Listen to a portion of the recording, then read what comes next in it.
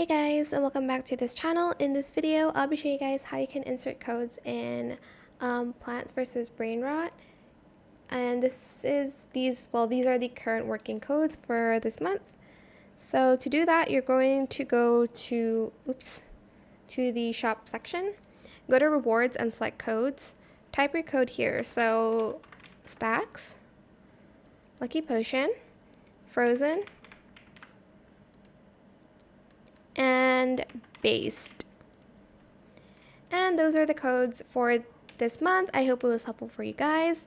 Don't forget to like, comment, share, and also subscribe to this channel if you haven't done that already.